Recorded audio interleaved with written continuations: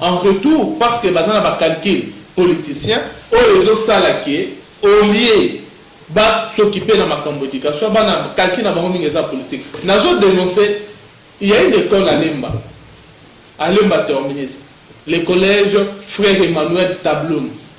Bana Lemba, ba yebi école wana, pe bana chasse bele ba yebi collège Frère Emmanuel Stabloum na Terminus. Qu'est-ce qui se passe? Eza école catholique conventionnée. Baza la grève, mais basali ndenge nini na kati ya même école. Eza na basali ya gratuité, na basali ya privé, na même école. Donc c'est-à-dire première A. Il y a gratuité, là école. Dans la même école. Eza na ba classe séparée ndenge wana. Bandoko baza na lemba et belo baza ningana. Na o eza ya on s'est même renseigné sur le frais bazo fout à $100 pour na ba o bazana non gratuité. Bon, donc o bazana gratuité, ba on est bazo ya so ba atangisa ba moté. Ba fandi bongo. Ba mususu bazana o ba fout à mbongo, ba on bazo tangisa. C'est la même école. Je répète, c'est la même école, allez vérifier. Donc, nous disons ici, le gouvernement doit prendre ses responsabilités parce que c'est nous qui améliorer le salaire et l'enseignant.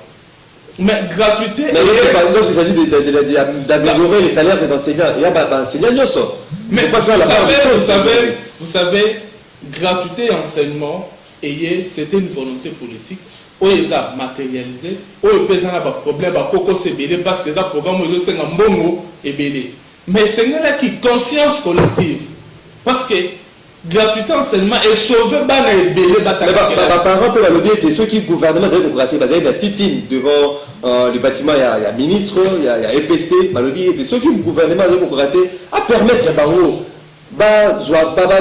prise en charge des enseignants comme fille dans le parents bazolo ba bongo les parents bazaki na mbongo ba na ko futa ba mbongo na ba école wana mais il y a des parents oh bazaki na impossibilité ya ko kotsa bana classe oh à cause de gratuité bana wana ba koti classe ba parents na limite ya bazo sengelo ko wana.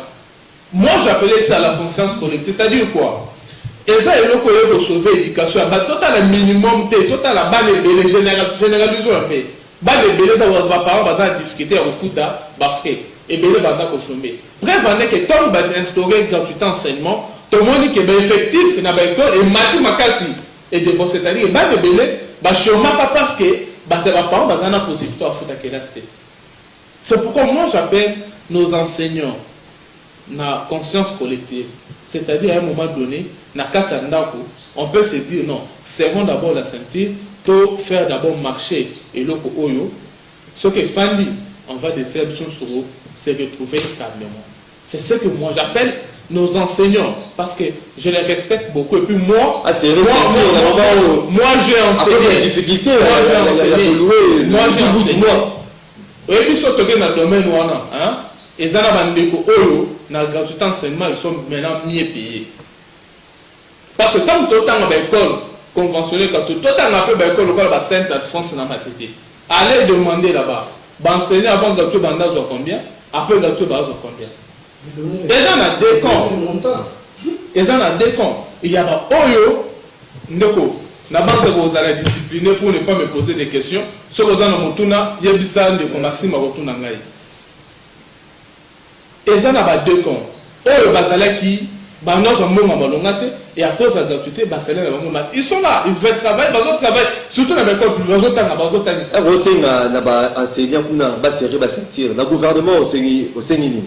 Dans le gouvernement, je sais qu'il y a beaucoup de choses à faire, mais je dois prendre ça au sérieux. Parce que, oui, ma cambia vous savez,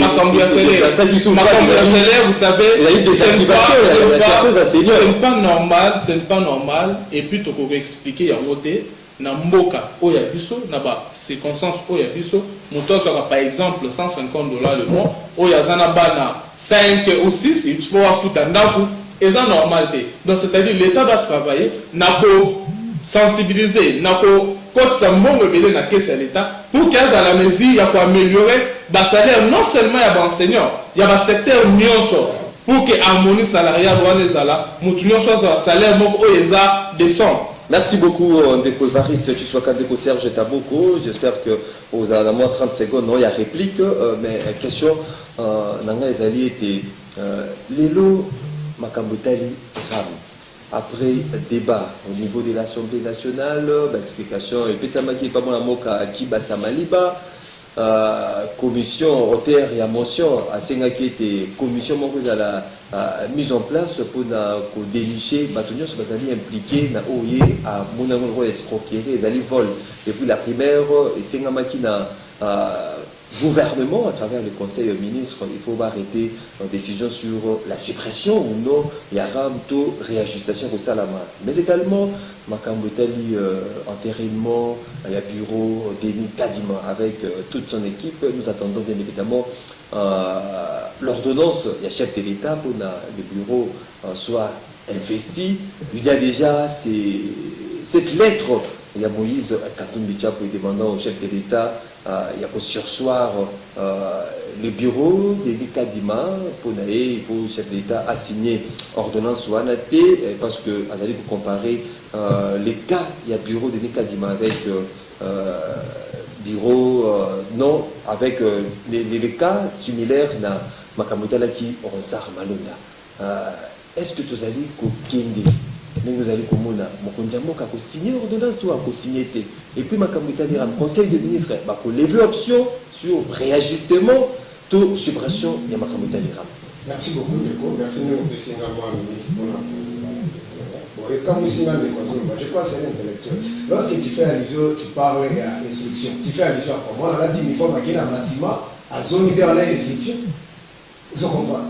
Bon, il y a peut-être moi il y a beaucoup de Kinshasa, c'est surtout pour l'intérieur mon frère.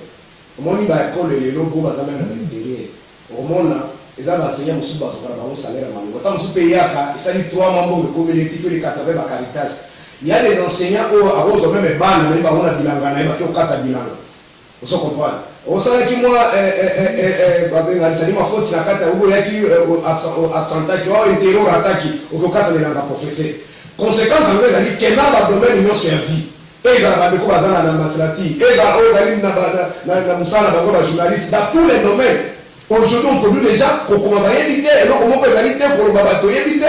On se comprend. Comme beaucoup de problèmes n'était pas ce que ça dans la transmission. Mais pour comprendre et au fait le papier africain va diplôme la mission négligé. On se comprend. C'est-à-dire moi si comme on respirer. Et ça l'école catholique il y a les gens dans la baga moi on a sur passer premier primaire natinda l'école caméra j'avais un problème de difficulté il y a comme la zone là qui na place Nazali à distance. Alors là c'est quoi n'importe quel primaire et maternelle ou on a l'école privée mon frère je te dis mais ça fait trop de commentaires quand on a quoi moi la zone originale même si maman malgré ma petite si frère zone 50 ah comme moi je m'occupe beaucoup de tuer sur l'école catholique parce que quoi dit bah on va transfert là là dans le bouquet mais moi la zone originale en français moi la zone même azali asa ko beta de nous congolais dada azali ko beta ko ba beta ni alphabet dada l'école ça dit moi donc ça dit pas parfait mais moi na la matériel so beta ko dada donc mais instruction ya ngwana ndeko et ce matin de là ici moi la uniforme qui est la classe à Baruka Zongi n'est pas de kolanga moi mais ça qui une école renommée mon son on a qui va aller faire une émission de coronavirus au sol on se comprend par le fait que Kendaka Kolari après que bana bassin babini mais c'était pas l'école la qualité on se comprend et c'est moi nous même des instructions non ça veut dire pour Félix Assali c'était une décision politique pour la première qu'on bouffer ton peuple dans le banini ko ça m'a pas congolais on se comprend la stratégie populaire merci beaucoup aussi ça pour la ligne mais article 48 tu fais la constitution et le dit que il a pour la droit pour le congolais pour dire ça il y a la constitution article 52 la constitution et le dit que sécurité à congolais paix si le paix interne si le paix externe ils ont droit pour le congolais mais parce qu'on a mis sur kuna pour la est déjà mais chaque jour on n'est pas appliqué à l'autre mais pour le paquet ça c'était une stratégie impopulaire. So ndenge na subisha la ona ni petit ko ni ngako na zaki anani o zaki ministre asiraki intérim ya testé wana o mais le point alors que milliard et pas de la salle de milliard nous nous sommes des milliards de beaucoup qui ont beaucoup sur le navire bon de tout les enseignements catholiques de bana ba ko ba bruti ndo mona ki image ya mwana kwa zo féliciter na katanga ya mwana sa vina za orea so o iba biloko so no c'est même comme le Vous comprenez? Il y a ceux qui ont volé les enfants dans la loupure de l'école, nous sommes au-delà de 4 millions et quelques dollars. Attention, il y a la question. Alors, tu es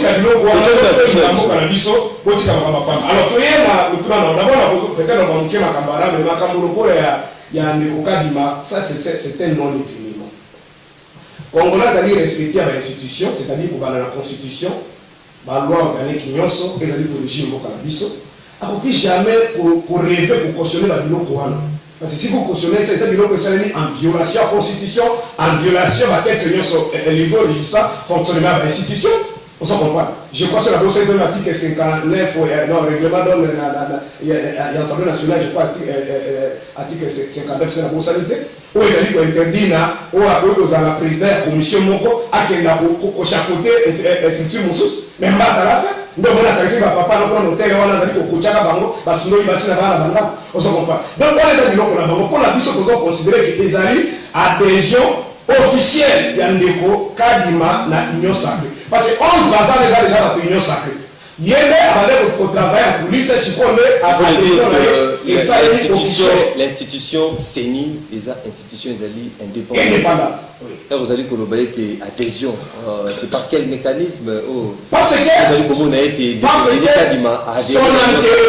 son entérinement au niveau de l'Assemblée n'a pas respecté la procédure. D'abord, non. Règlement d'ordre ou soit loi organique, il y a convention religieuse, ça n'a pas respecté la procédure. On s'en comprend. Ok, la commission paritaire Bachaki, tout qui n'a pas sur l'angaki, les problèmes d'Azaki, car la journaliste, quand il n'a pas la journaliste, et les uns et les autres, ils gagnent la télévision, même battre tous les bateaux, Bazaki, la commission opposante pour nos bananes, Bazana Bangote. C'est-à-dire qu'on a Bango, on va faire le combat, on va la mission de contre la vidéo, un Congolais qui aime ce pays. On a dit que tout le dictature, papa, la mission, on va dire que toi, c'est dit la période de Mobutu. On a dit que tout le Makamo, tout le monde qui a Kabila. Est-ce que le bureau sera investi? Est-ce que le chef de l'État, au-delà de la lettre, il y a Moïse Katumbi, ordonnance de Joamati, est-ce que l'ordonnance vous a signé, vous a signé, vous allez comment dans ma musique? Moi, la politique, j'ai fait où je parle, les gens m'ont entendu, c'est-à-dire, la bateau, la fait. Maintenant, en politique, il y a ce qu'on appelle le ballon de C. Moi, comme on va dire, ma loi, ceux qui convoluent tout ça, ils ont dit ma ballon de C. Dans mon réaction, c'est retiré. Mais de vous féliciter, la posture, fonctionnement, il y a des pays qui vont pouvoir de temps. C'est-à-dire, la stratégie, c'est pour permettre de bâtir le pouvoir.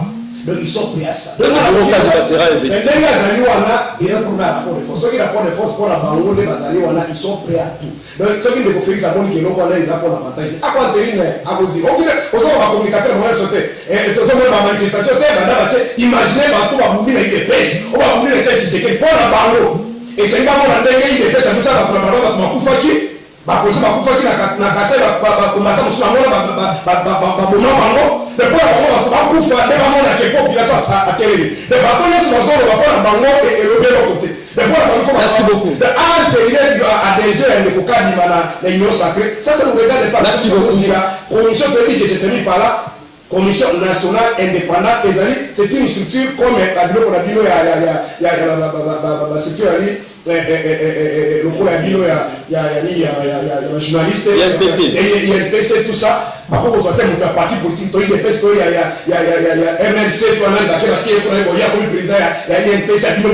Merci beaucoup. Merci beaucoup. Donc, c'est une escroquerie comme a député tout Marobaki. Bon, comprendre les cas qui est tant de confrères de John qui est l'État Moïni, merci beaucoup. Est-ce que le Conseil des ministres va arriver à supprimer Ram to réajustement et